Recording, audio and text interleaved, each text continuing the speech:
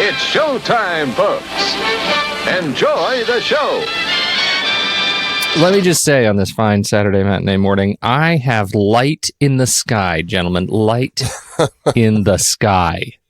And that is it the light at the end of the tunnel? Is it the darkness is I have to look parting out the and window. it's like, Carol Ann, go to the light? Or is it more of like the Patrick Swayze going into the light at the end of Ghost? You're just gonna like away. I think it's clear I would follow Patrick Swayze anywhere. It is not headlights. It is not street lights. You guys, it's the sun. It's not up, but it's coming. We are a scarce 2 weeks away from being on the same time zone again, and I cannot wait. The sun's been up for like an hour here. God, in Arizona. That's a whole, you're way too far north. I am. I'm practically in the northern Arctic. That's what it feels like on these Saturday matinee mornings. How you guys doing? Oh, good, yeah. Wide awake, having bagel and orange juice. Do you have any Nutella on it? Because that's the only proper way to eat a bagel. Oh, yeah. Nutella and everything bagel. That's a bad way. No, not an everything bagel. Just a little butter on an everything bagel. A little garlic with that Nutella? No, that's... Well, you're selling Nutella way short. But let me just say, I've seen nothing cinematically this week apart from the movie we're talking about this week on the show. But I have been binging The Expanse. Have you guys seen that show? We started the first season, and I think we got like 2 or 3 episodes in, and I was expecting from sci-fi, like, oh, it's light sci-fi. And I was like, oh, crap, I'm not ready for this. There's a lot going on in that. I was like, oh, this is my follow-up to like Battlestar Galactica. This is like, there's a lot of politics, there's a lot of cool stuff going on, and I just did not have the mental capacity at the time we started that, so... I'm like, oh, I need to sit down and be focused. I can't just be like, yeah, I'll have this on and sort of pay attention. I'm really intrigued by it because I was really surprised. And then as I've learned more about the books and everything, there was a, what's that podcast? Imaginary Worlds episode about it. And I didn't know that it was based on like a role-playing game because in like the first or second episode, like a main character gets killed off, and it's because, well, in the game they were playing, he decided he didn't want to play anymore. And so they killed off his character. And when they adapted it to the novel, they're like, well, we'll just keep that. We'll just, kill that character. It was really, it's exceptional. I actually read the book early, and I read it as part of the Peter F. Hamilton series.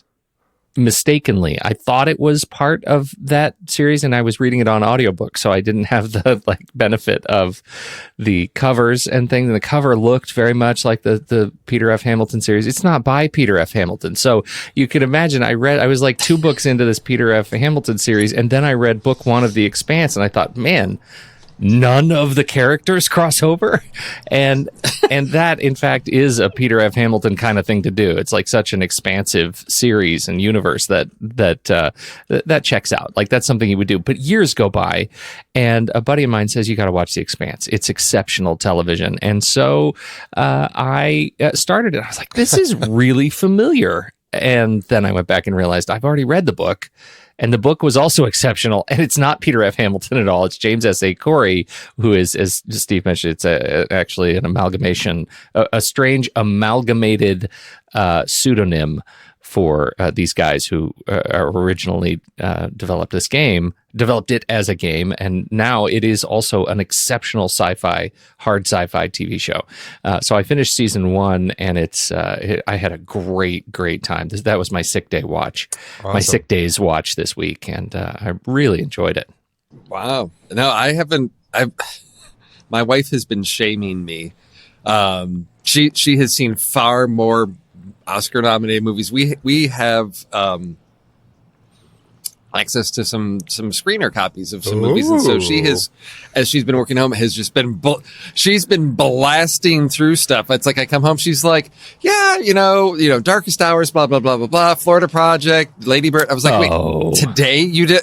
And it's like she's seen all the Best Picture noms. She's got Best Actor, Best Actress covered, Supporting Actor, Supporting Actress covered. I think the only thing she hasn't seen is like any of the documentaries. So I was just like thinking, I'm like, man, she's got to get on Letterboxd because she's got some interesting, seeing everything like in such a condensed period of time is really interesting. The connection she's seen between things. We've had this raging debate in our household about best score between Phantom Thread and Dunkirk. So I am woefully underprepared to debate her because she's got everything so fresh in her mind. So I'm just sort of defaulting to, well, she knows what's going on with the Oscars. I don't know anything this year. Well, there's an interesting article, speaking of trying to watch everything, in I think it was Wall Street Journal, about the Oscar completists and these people who, go to the ends of the earth trying to make sure they've watched every nominee before the Oscar ceremony kicks in. And how they're, driving 4 hours out of their way to go to some podunk movie theater just to catch, the last screening of a particular movie or whatever it is. And it's funny how there's this small contingent of these people who are out there trying to, get that done and be these completionists. And as much as I'd love to be one of them, it's like there's time, there's work, there's kids, there's family, I just haven't been able to do it. I'm so behind. I don't think I've ever been as behind. And I don't think since we last spoke, I don't think I've seen any additional nominees. So that's how successful I've been doing. Those completionists should maybe be Academy members, because I read an article where they were talking about some of the younger Academy members, that have had conversations, some of the more, older Academy members and regarding Get Out. And apparently there's, quite a few of the older Academy members who have just said, that's not an Oscar movie. I'm not even going to watch it. Yeah. So it's like the exact opposite of not being a completionist, but just, sort of prejudging movies and saying, well, I'm not even going to bother. It's like, great. And then I didn't know, I may have known this, several years ago. I forgot or did not know about the whole methodology for Best Picture. That whole voting calculation method is really unusual. So that's sort of thrown my way to sort of predict what's going to be Best Picture for a complete loop, because it's not about who gets the most votes. It's this whole everybody rank orders theirs, and there's a whole process to that. So it's not just this got the most votes. It's more complicated than that. I can't explain. I can't wrap my head around that. Can you? Do you know? Are you just being cagey and you actually know it, or are you? It's something like I think everybody rank orders theirs, and then they look at the first picks, and if the first pick doesn't have more than 50% of the vote, then they go to second picks. Okay. And so then look at is among everybody's second picks, does that film have 50%? And so they sort of work their way through. So it's everybody may split on what they think is the best. And let's say it's split between a bunch of things, but everybody agrees that Shape of Water is good. It wasn't my favorite. So it's second. So then 53% of the people have Shape of Water as ranked number 2. That then wins because it's the majority of, so you have to get above that 50%. It's not just Lady Bird got, 27%. And the next runner up was 25%. So Lady Bird has the most. They have to get to a 50% threshold. So they're working their way down the rank order. And I'm just reading about it now. It sounds like, if one picture accumulates more than 50% of the vote, it's the winner. And then they take whichever film, if not, then it falls into this thing that Steve's talking about. And then they take the one that has the lowest number of first choice votes, remove it from contention, take all of its ballots, redistribute to the second choices, and it just keeps going. It's called instant runoff voting that they came up with in 2009. So. And Best Picture is the only picture in the competition that is done like this. Is that true? That's my understanding. Same here. It's really interesting. And I say, you know what? We scrap the Electoral College and just do it this way. We go to this. Just do it this way. But only for president, vice president, we do the normal way. Yes. These days, it's the one who holds up a white flag and just says, "Okay, I'll do it." Yes. I think I would like a brief rundown before we dig into anything deeper. What do you guys do on Oscar night? What are your Oscar night traditions that you are looking forward to this weekend? We've kind of fallen apart as far as that goes. we used to have a group that we'd all get together and watch the Oscars, and it was a big thing. And then everybody had kids, and then nobody was watching the movies anymore, other than Ange and I. And nobody was interested in doing it, and so we've kind of fallen out. So we're I guess we're on the hunt for a new Oscar group, maybe is the way to describe it. But otherwise, it's just been us just sitting here watching it by ourselves with popcorn. Oh.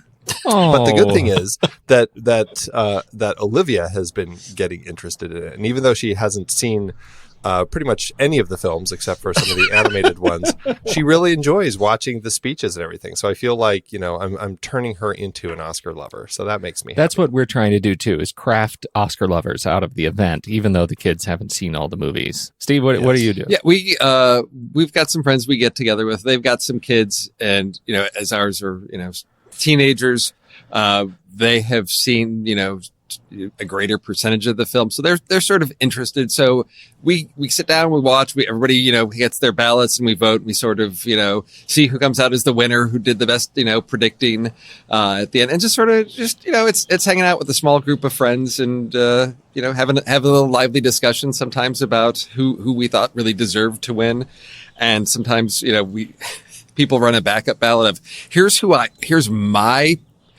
think really deserves to win. And then here's the sort of who will probably likely win based on other factors. So everybody we have those discussions of like, yeah, we knew that one was going, but really this was my favorite. I think this really deserved it. So we have some lively discussions about those. Yeah. That's only a way for people to secretly get 2 votes. Oh yeah. Can rationalize it leads to some good discussion. Oh yeah, but it's good discussion about the merits of artistic, plus then the political side of things. Yeah. What's appropriate. We everybody does their own all of their own calculations in instant runoff vote, I'm sure. Oh, yeah. you want to get serious? You go to the Sarmento House for Oscar night, right? Well, we did. Entertainment Weekly was running a best of the best picture thing on their website, and it was in like their Oscar issue of the magazine. So, sort of a whole elimination bracket system of like filtering down to what is the best picture. And that was interesting because we ran that I did it, my wife did it, my brother's in town, he did it. And we, sort of discussed how difficult that is. Once you get down to your final 4, it's really difficult. But what we found interesting is I think just yesterday, based on the online voting, the best picture of all time, according to Entertainment Weekly fans or voters on their website, was like Crash. Gone with the Wind. It was Gone with the Wind. And my wife's like, so basically, why have we been making movies for the past 80 years or whatnot? Because everybody thinks, Gone with the Wind is the best picture. And I think that's nonsense. I do too. Oh yeah, we all disagreed with that. And it's like, because a lot of people maybe just voting because it's an important film or it's a classic. It's supposed to be one of those things. And clearly, they haven't seen a lot of other Best Picture movies. I'm sure that's it. Right. Well, that's part of it. But yeah, there was a lot of debate and discussion in our house about the merits of some films over others, and I think that's the part that's really thrilling to have at the Oscar party is that diversity of expectations or what you think is a good film.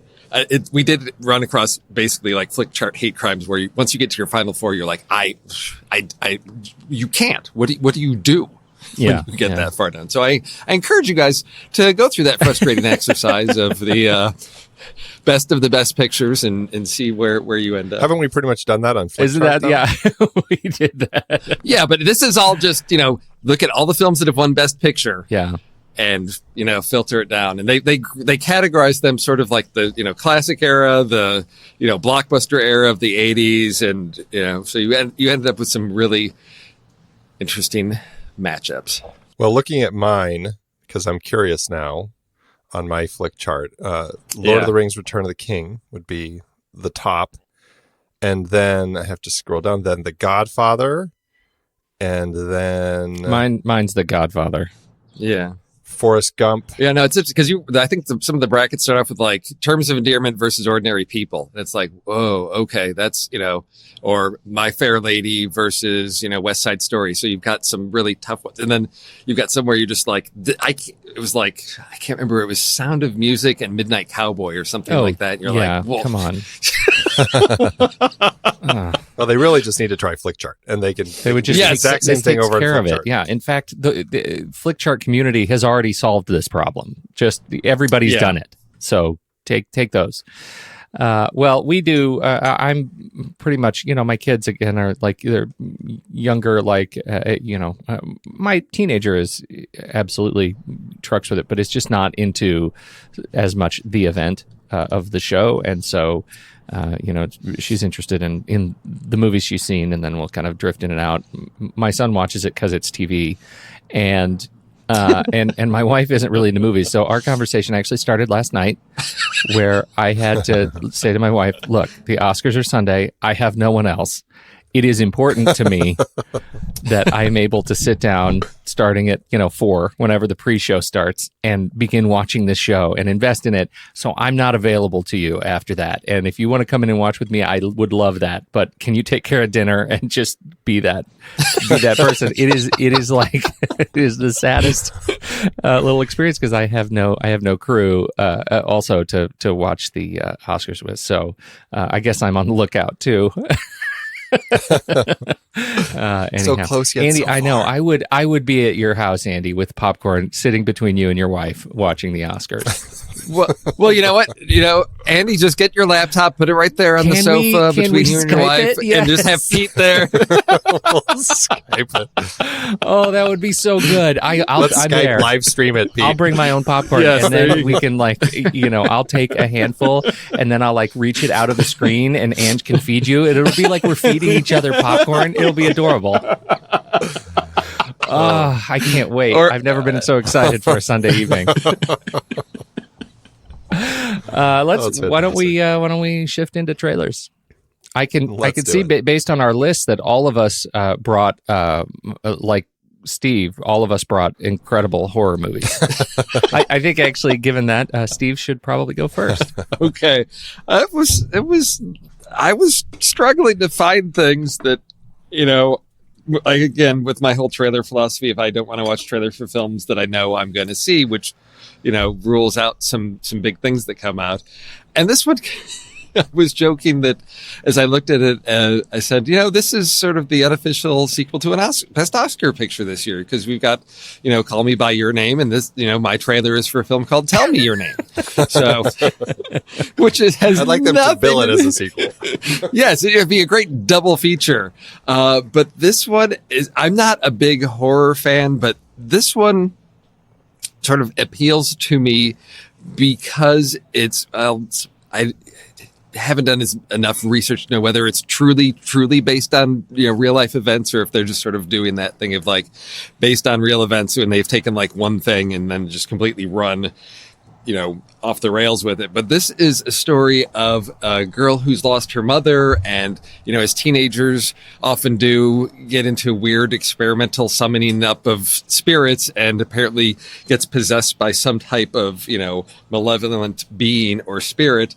And so what started off as a trailer looking like it's for just a typical teens horror movie with some supernatural thing turned about halfway through the trailer into something really interesting about exorcisms and priests. And, so what appeals to me about this is that it looks like a story about, as horror genres often do, taking on other issues, sort of subliminally, or, subtext of, a girl looking for her mother and becoming something else, and this evil spirit coming into her. So that's my trailer. It's got some really creepy visuals to it, but, which looked innovative, of sort of dark, shadowy figures with glowing eyes, so there's the supernatural, but sort of embodied in something. So that's what appealed to me about this. It's because I'm not so much about just spooky, mysterious things happening. I like my horror sort of grounded in reality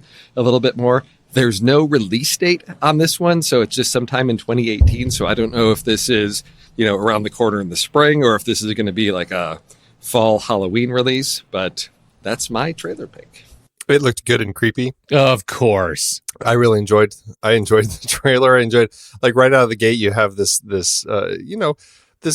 cute little dating scene where this guy and girl are standing outside and it starts off a little weird where she's like, "Do I scare you?" And he's like, "No." And then they kiss and all of a sudden his mouth is full of blood. And it just, it went uphill from there. It was great. I loved it. There's that fantastic little flash of the devil, that character that looked kind of like Tim Curry's character from Legend. There's that creepy, shadowy figure kind of crawling on the bed with the red eyes.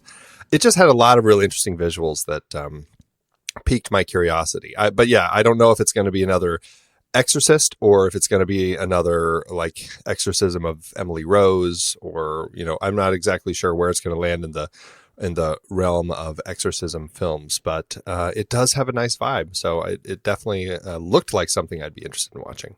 Yeah, not me. Yeah, that's fine. But we just need to do an exorcism series. I love that you love it, Yes. Andy. Okay. I will fight and die for your right to enjoy these movies. How's that? You're the best. That's great. Yeah. Okay. No, it's not my typical, thing that I would go for, because as I said, I'm not a horror fan, but there's something that just seemed sort of above and beyond on this one. And as I looked at it, I think the director, it's not a name I recognize. So it's what I'm hopeful about is this is something that's not like sort of out of let's just crank out lots of the same types of movies. There was something that, I haven't seen a lot of exorcism movies. They don't come around a lot. And I think I'm ready for another one, because the last one I saw was The Exorcist when I was in 5th grade edited for network TV, and I couldn't sleep for 3 weeks. So I think now, like 30 odd years later, I'm ready for another exorcism movie. That's the spirit. You go get them. Yeah. 30 years later, still fighting. Yes. Fantastic. All right. That's fun. Andy, what's yours? So my trailer is the new film from director Denise Gamze Ergriven, who she directed a film called Mustangs a few years ago that was nominated for Best Foreign Language Film at the Oscars. It won, I think it won at Cannes too. I think it was a very, very successful film in its run of all of the different awards and everything. Really interesting story. I really enjoyed it, about some orphan girls and the guardians who are trying to arrange their marriages. It was a pretty interesting film. This film that Denise is now behind is called Kings, and it stars Daniel Craig and Halle Berry. It takes place in L.A. in 1992, right at the time of the Rodney King trial. And this is kind of a story about this woman, Halle Berry, who has a bunch of foster kids living in South Central LA. And her neighbor is Daniel Craig. And then the verdict of the Rodney King trial is announced, and everything kind of erupts into violence. And it's about this mother trying to keep her kids safe, and Daniel Craig as the neighbor who kind of gets wrapped into this whole situation. It looks like a really interesting story that could be like, this is the sort of film that, it looks like the sort of film that would be a good one to put out there right now. So I'm very curious about it. I'm curious to see how it does. I'm pretty nervous about its rating over on IMDb, because it's only at a 4.6. Yes, you should be.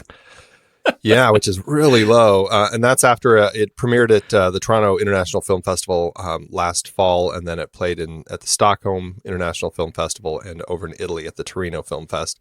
It's going to be playing in the U.S. here. It opens April 27th. But man, that low score has me really nervous. But everything about the trailer looked really interesting, and so it really piqued my curiosity. What do you guys think? Well, I have to, and I never do this. But for some reason, I went over to Rotten Tomatoes because the critics have already started reviewing it, and I just have to read some of these and just let them wash over you. if you will.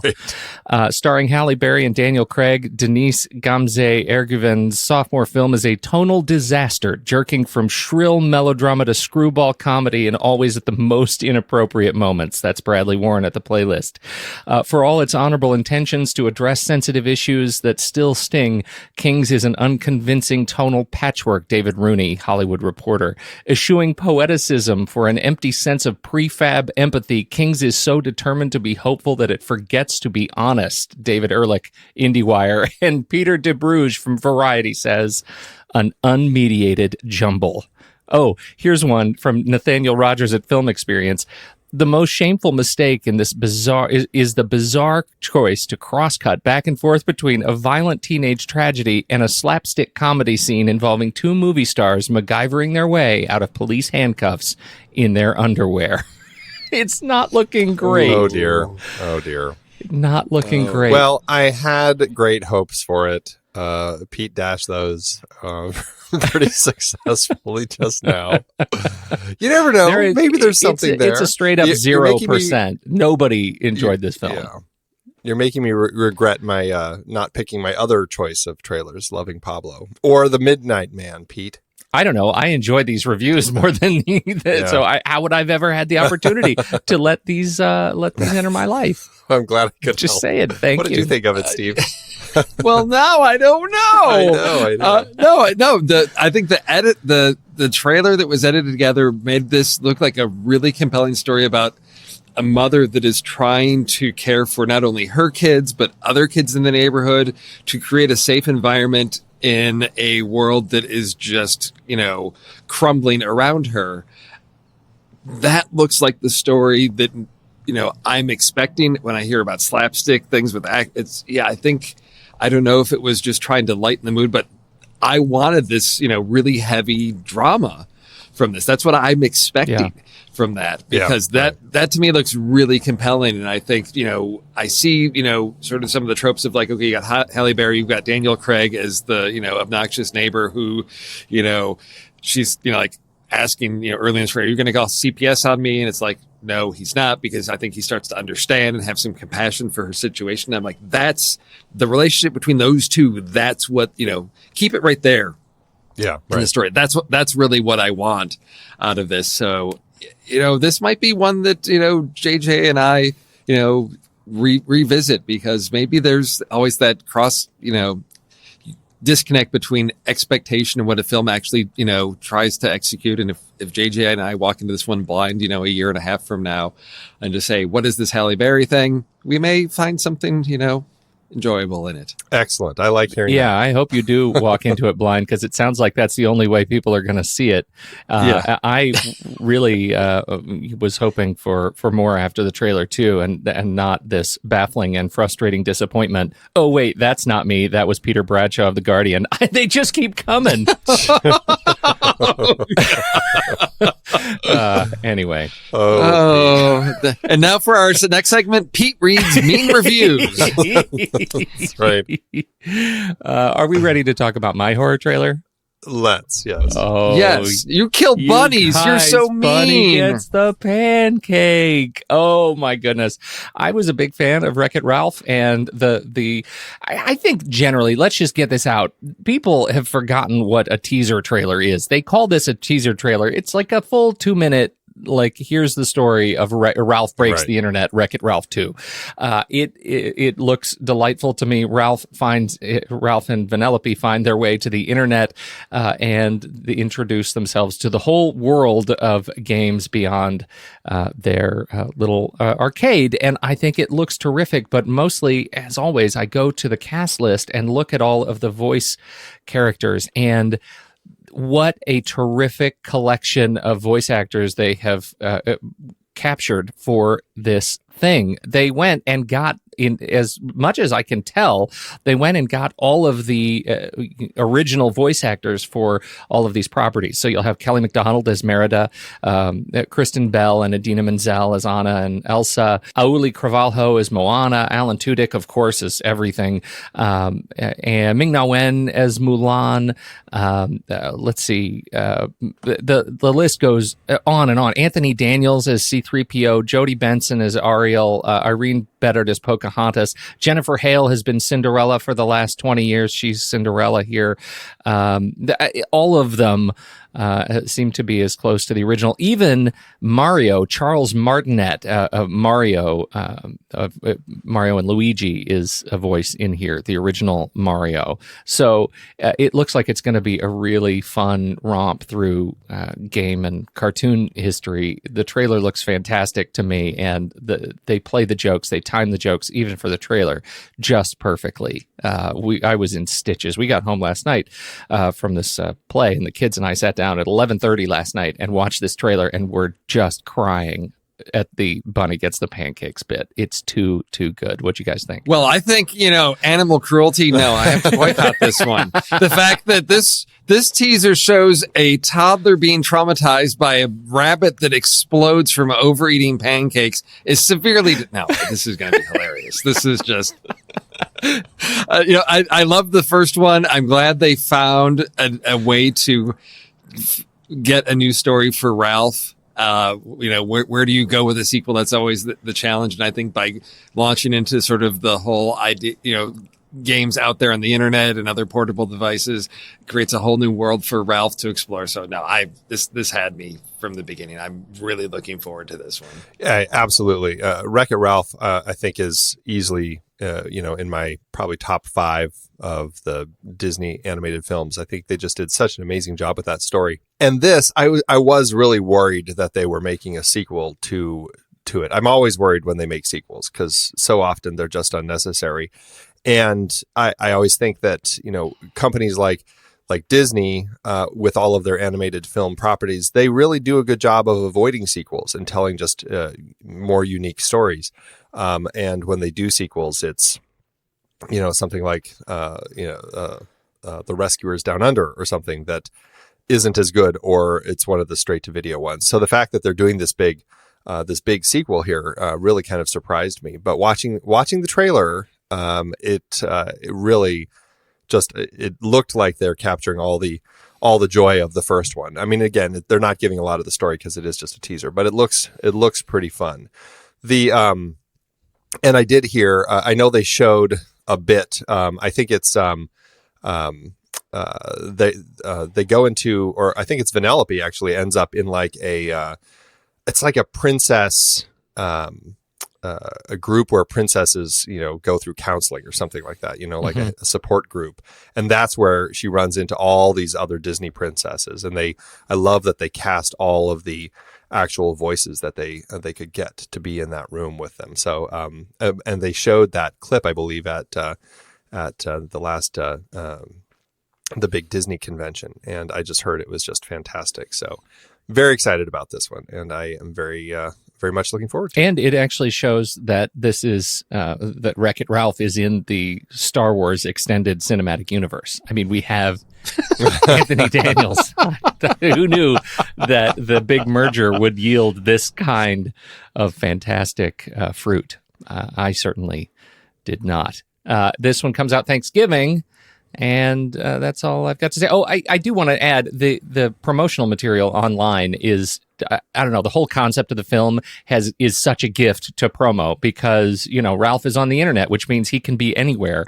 And when I went to IMDb and Ralph opens up the screen, it makes more sense than any other site takeover I have ever seen because of the way they set it up in the narrative of this trailer and hopefully the film. So, the Disney marketers for this film, man, slam dunk, super great work. So really fun. All right, let's do our list. I was not here last week. Set it up. So yes, we kicked off our Catherine Bigelow series this week with Pete's favorite film, Near Dark, and which is a contemporary take on the vampire story, kind of a vampire quote Western film. And because of that, Steve and I thought it'd be fun. Hey, let's do lists of our favorite contemporary vampire films. So there you are. I'm going to admit, and I will not go first, but I want to admit I have already failed. I don't have a Woody Allen vampire movie. Oh, Pete. I tried. I did try. We had and hope. I think there was... You guys... I actually think, but I didn't want to actually go watch it to see. No. Honest to God, I think that there is a promo, a fake promo in Radio Days, that actually is for a vampire show, on the radio, like a vampire old timey radio show, and I didn't want to go watch it. But I think the word vampire is actually in Radio Days. If anybody can confirm this, I would love to know, because I think that would have covered my bases. Who wants to go first? I love the vampire genre. And so this was really challenging for me because I had a choice of two directions to go, and I had to account for what I thought, you guys were going to pick. And, so I'm going in an unconventional route with this one. So I'm going to start with 1979's Love at First Bite. The infamous Count Dracula has been expelled from his castle by the communist government of Russia and ends up in New York. And so the tagline for this one was, "Your favorite pain in the neck is about to bite your funny bone." This is George Hamilton, Susan St. James, Richard Benjamin, and Artie Johnson in a wacky New York vampire comedy. I don't know if you guys remember if this came across your radar as a young, teen on cable, but it was, you can't take vampires seriously. Let's do something ridiculous and silly. And I remember being, 10 or 11 and just thinking this movie was hilarious. Yeah. I have not seen it recently. I have no idea how this is going to hold up, how the comedy's going to play, this much later, but it's one that I have a little place on a shelf in my memory for it, and I think I'll just keep it there. But that's my first vampire. Well, That's a good place I've never for seen it. that one. I have seen it. I am just like you. I totally remember it. And also, I had a crush on Susan St. James. So it was this. I'm never going to watch this again because it's too great in my mind. But it's over 6 on the IMDb star rating, which means there's a chance it'll stand up. It's better than Kings. You guys are terrible. So I'm going to go with one that it's a really fun and bloody film that I had an absolute blast watching. It's based on a graphic novel which I had read beforehand, and I had a great time reading. It is 2007's 30 Days of Night, which is just this really fun idea of this vampire story of this Alaskan town that is north enough that in the dark cold of winter, there's a period where the sun doesn't come up for a full month, for 30 days. And so this group of vampires go there to basically hang out and have a 30-day party of feeding.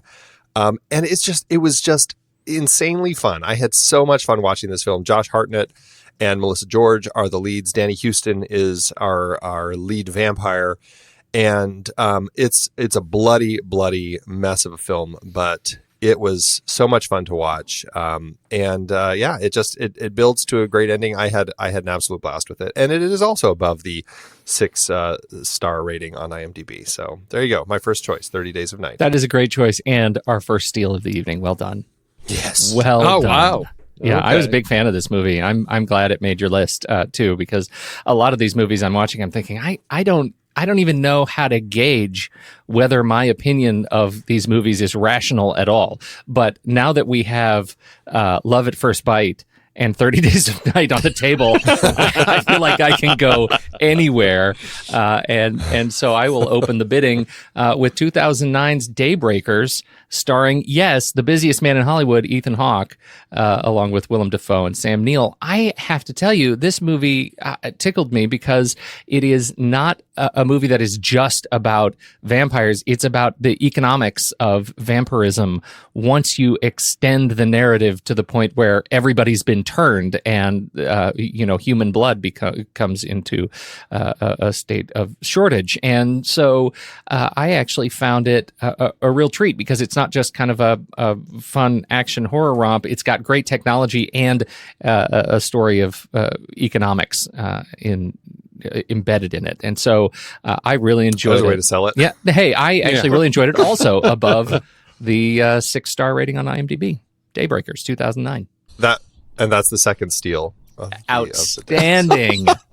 I need to start keeping score here. There's got to be a points mechanism so that we can keep score here, keep a running total. We got to figure out how that'll work. Yeah. It was a really interesting film. It's definitely worth checking out. It wasn't like one of my favorite vampire movies, but I think I loved the concept so much because I felt like they were really doing something unique with it.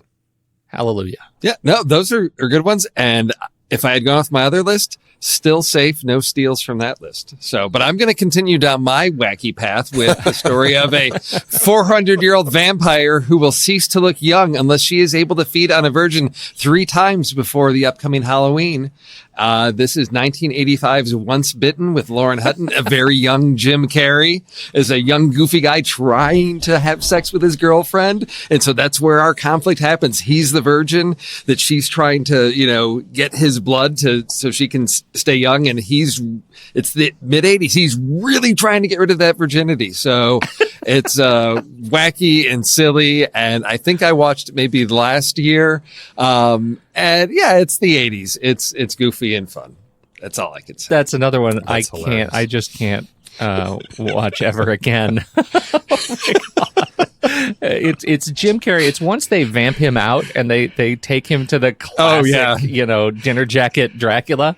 It's just too much. It's too much. What a great pick. That's another one I haven't seen. What, Andy? What? You're on a list of things I've not seen, Steve. So. Wow. Okay. These are such great picks. This one I will say does not make it above the 6-star bar for IMDb, which is a shame. But is a shame. It's just silly. Yes, fun. It is silly fun. Well, my second choice does not make it over the 6-star bar on IMDb either. But I would strongly disagree with that. At least my memory of it would strongly disagree because I had so much fun with this film, and it spurred an entire TV franchise. It is, of course, Buffy the Vampire Slayer from 1992, directed by Fran Rubel Kuzui, and written by, of course, Joss Whedon. The film stars Kristy Swanson, who I thought was so great as Buffy. I was just in love with her at the time. And she did such a great job of kicking butt and taking down the vampires.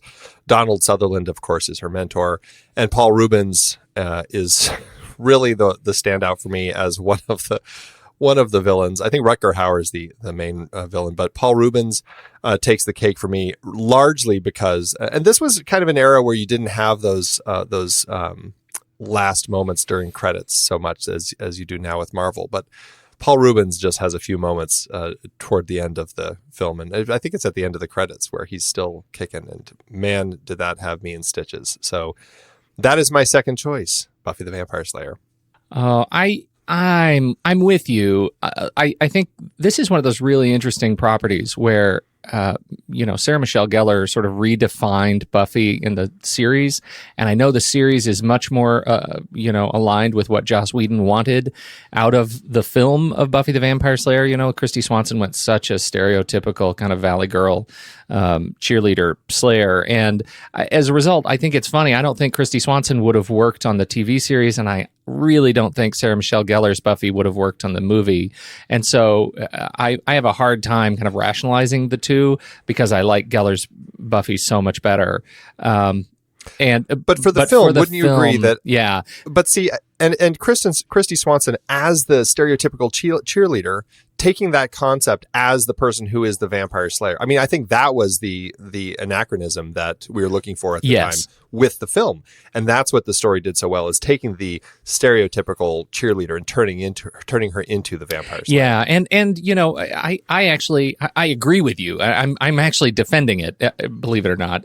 I had a really great time with this movie, and and you're right. Paul Rubens was the standout, hit for me, the comedic hit. He was just terrific in this movie. So I had a great time with it. It's just hard to watch now that I am so invested in the TV show and what the TV show sort of represents to my daughter and family. So it was really a great property. Yeah. See, I just never. I think because of age of kids at the time, I just never got into the TV show. So Oh, Steve, really enjoyed this. You would love it now.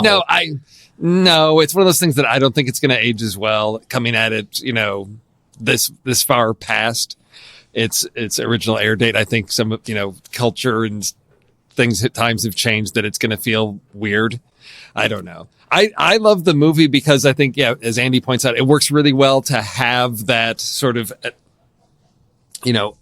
contrast in the film. To do that, I agree, in a TV show would not work. And I just want to say, for Paul Reubens, I think what was really interesting was, as I recall, this was the first film he appeared in, or that was released after his little controversial arrest in the early 90s. And so this was his first non-Pee Wee Herman role, where he sort of went on the darker side of oh wait, that's Pee Wee Herman. Oh, he's playing a really weird guy in this.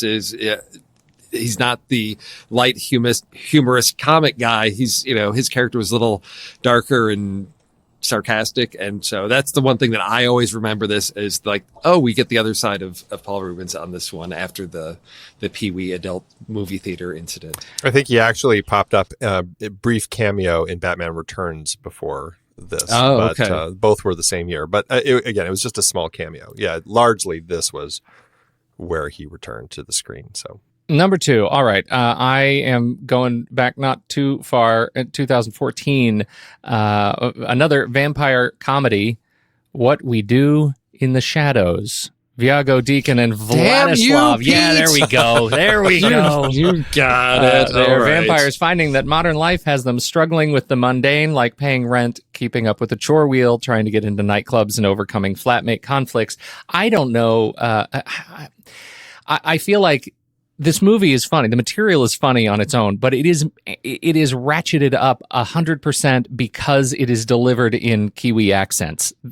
For some reason, watching these guys go about their lives, Jermaine Clement and Taika Waititi, are just. I mean, it's just hilarious, side-splittingly funny watching them deliver their sort of dry vampire roles. I don't know. I get such a tickle out of this movie and everything that they are trying to accomplish. And it's made even better now that Taika Waititi has achieved, such great success behind the camera. Also has been on my list of things to see. Andy, really? What? I know. Oh my For crying God! out loud. What the heck? It's terrible. Do you even watch movies anymore? You need to get back in that Blot Nelson zone, buddy. I fell out. I fell off the wagon, man. For crying out loud. Steve, this was a steal? Yeah, this was a steal. So now I've got to go with something serious and different. Ooh. Yeah. Okay. So, all right. So when I think of vampire movies, I worked at a video store in high school. And so developing sort of, a taste for, specific filmmakers and looking at style of films. And so when I think of vampire movies, and I sort of go back to my roots there, and I go back to an amazing film, just very visual and very unique story. Tony Scott's The Hunger from 1983 with Susan Sarandon, David Bowie, and Catherine Deneuve.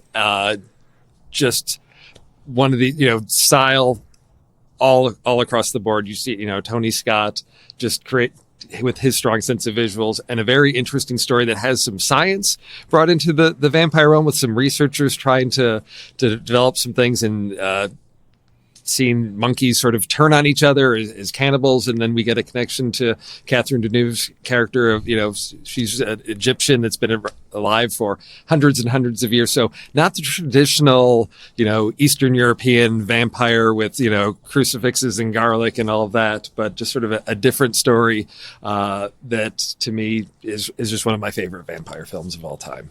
I haven't watched this in a very long time. But my memory of it is very good, and I can't believe it didn't come up in our conversation about the Young Girls of Rochefort. It's very different. Catherine Deneuve. And I have not seen this one either. I'm ashamed. Andy, I'm ashamed to be a part of this show. Jeez. Okay. Yeah, what are you even bringing to this morning? I know. Why am I here? So you know what? I guess, Pete, you have to bring Woody Allen movies. I just get tasked with bringing movies Andy hasn't seen on my list. But you can't ask him first. And judging by today's performance, you won't have any trouble. No, exactly. Oh my goodness. All right, Andy, let's see. Number one. Have you even seen your number one pick? I wonder. I hear this one is good. No, this one actually is, I think it's one of my favorite vampire films, and largely because I saw it, I wasn't allowed to see it when it came out in theaters, but I did rent it, and it was one that I watched quite a bit and just have loved to pieces because it really hit the perfect time in my life. Kind of like The Lost Boys we were talking about on the show, how that was something that hit at a perfect time in our life.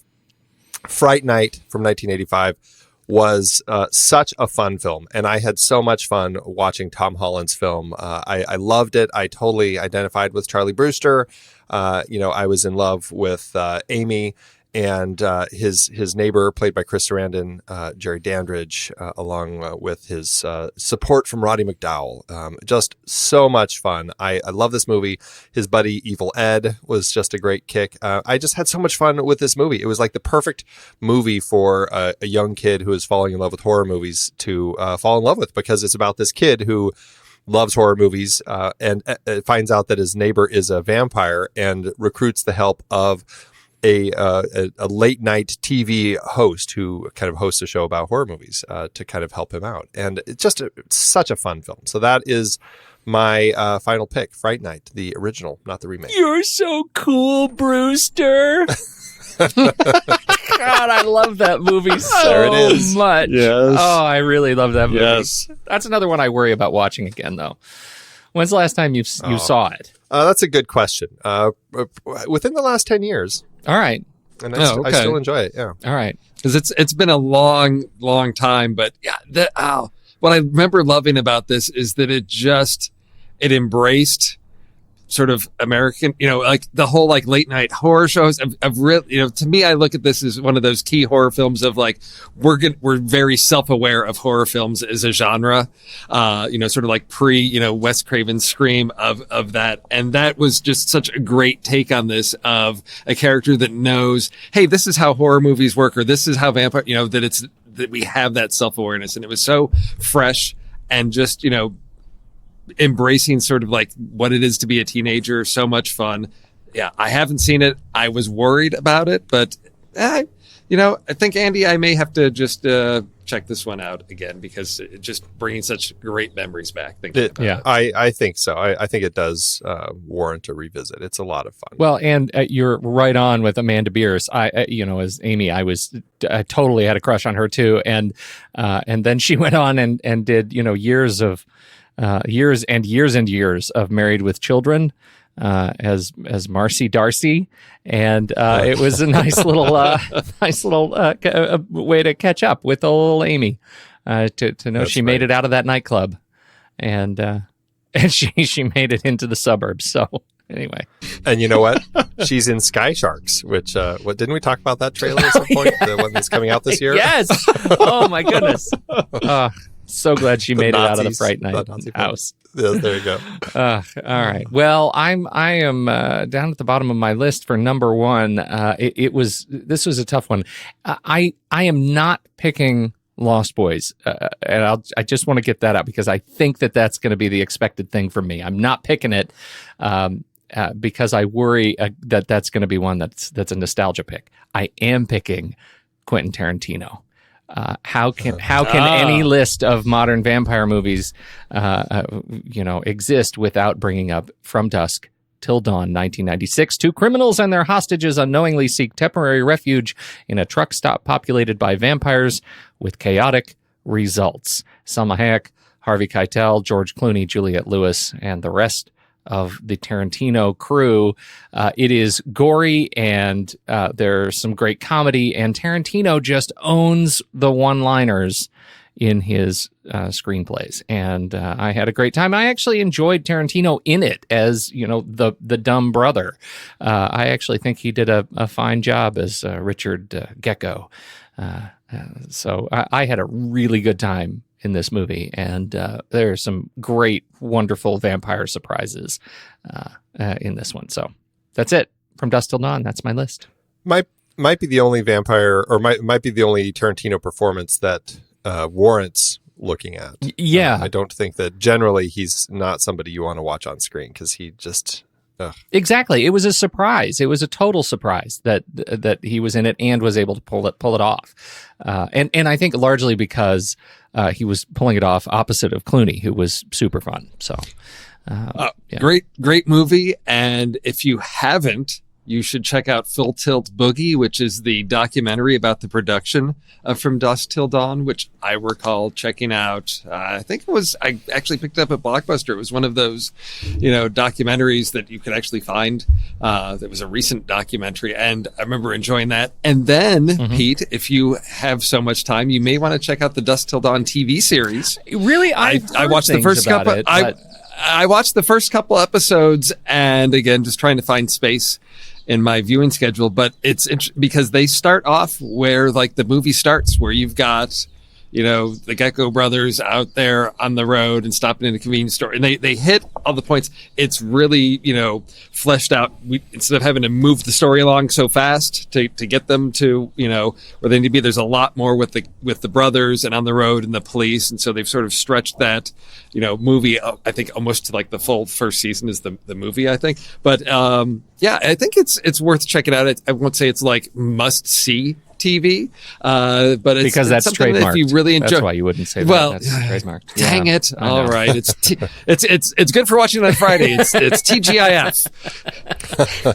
I should But add that to the list. I'd say check it out an episode or two. See what you think, because if you love the movie, you may want to. It's a way to revisit that. It sounds like it solves one of the pretty much the only problem I had with that movie is that is the pacing. That it feels like it's a lot of story in a short period of time. Like he just needed more room to tell it, because once they get into the horror stuff, it is a different movie. It's a hard pivot. Yeah. Oh, yeah. And so I feel like the TV show actually might have been a better property for it. It reminds me actually of The Strain too, the Guillermo del Toro series, which originally was written as a movie. And I think in one of the only examples of a studio giving great advice, they said, you know what, you need to flesh this out. What you're trying to sell as a movie actually needs to be in a different media. And so they went back and wrote the series of books, and the books were then optioned by Fox for a TV series. And the TV series is a lot of fun for a horror show. I really get into it. It is absolutely the right format for this story. They did a fantastic job. So that's what it reminds me of. I think it's probably worth it for me. So I will take that advice. And if you enjoyed Eliza Gonzalez in Baby Driver as Darling, she is Santanico Pandemonium, the Salma Hayek role. Oh no, I very much enjoyed her in Baby Driver. I very much enjoyed that. Yes. I'm sorry, I need to go. You might.